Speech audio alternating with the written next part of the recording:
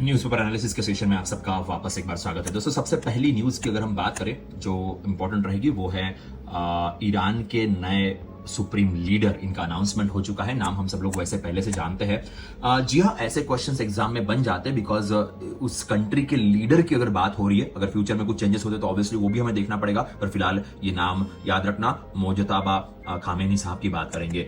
जी, next news की तरफ आते हैं। Next news is about the hike in pump price unlikely for the now even a Brent test $120 per barrel.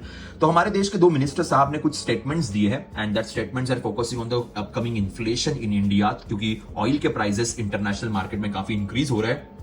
उसका India के ऊपर क्या इंपैक्ट होगा उसके बारे में एक आर्टिकल है, इसे जरूर पढ़िएगा। इसके अलावा निर्मला जी का एक स्टेटमेंट है, impact of rising crude prices on the inflation won't be substantial. ऐसा उनका कहना है। हमने रिसेंटली सीपीआई इन्फ्लेशन के तरीकों में कुछ चेंजेस किए, कुछ बदलाव किए, उसमें हमने वेटेज भी चेंज किया हुआ है, तो उसका इंपैक्ट कैसे होगा इसके बारे में ये आर्टिकल है, इसे जरूर पढ़िएगा।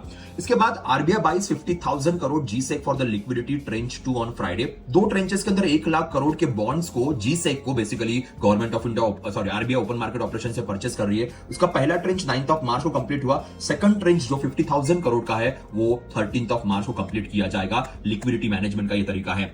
Market sinks again, volatility surges. Volatility index के हिसाब से भी अगर हम इंडिया की बात करें 17.5 पे वोलेटिलिटी इंडेक्स आपको दिखाई देगा। Again a very important news for the exam, आने वाली इकोनॉमिक सिचुएशन को अंडरस्टैंड करने के लिए।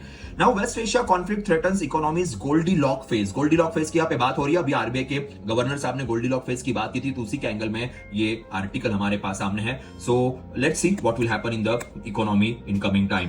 Now, global fertilizer prices may strain India's subsidy math for the next year because gas, natural gas LNG की बहुत रिक्वायरमेंट होती है सब्सिडीज फर्टिलाइजर मैन्युफैक्चर करने के लिए। अगर फर्टिलाइजर की कॉस्ट बढ़ जाती है तो उससे सब्सिडी के ऊपर काफी बर्डन आएगा और यही फैक्टर यहां पे मेंशन किया गया है। तो बड़ा इंपॉर्टेंट आर्टिकल है, specially NABARD exam as well as for the RBI exam.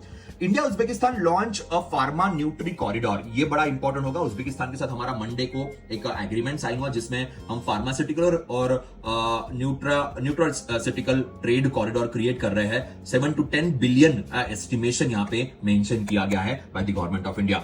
दोस्तों, एलआईसी एओ के इंटरव्यू स्टार्ट हो रहे हैं। तो बीमा लक्ष्मी, ये नई पॉलिसी एलआईसी के द्वारा लॉन्च की गई है। एलआईसी एओ के इंटरव्यूज के लिए ध्यान रखना, ये लिमिटेड प्रीमियम पेमेंट प्लान है with money back at the regular intervals. जो एलआईसी एओ के इंटरव्यूज के लिए जा रहे हैं उनके लिए एक इंपॉर्टेंट फैक्टर रहेगा। इसके अलावा केएन पनिकर साहब का देहांत हुआ, बड़े famous historian. And last but not the least, Sri Lanka के नए कोच का अपॉइंटमेंट है। ये तो प्रेजेंट जो वर्ल्ड कप चल रहा था उसके एंगल की न्यूज थी। That's it from the exam point of view. Bye bye, take care.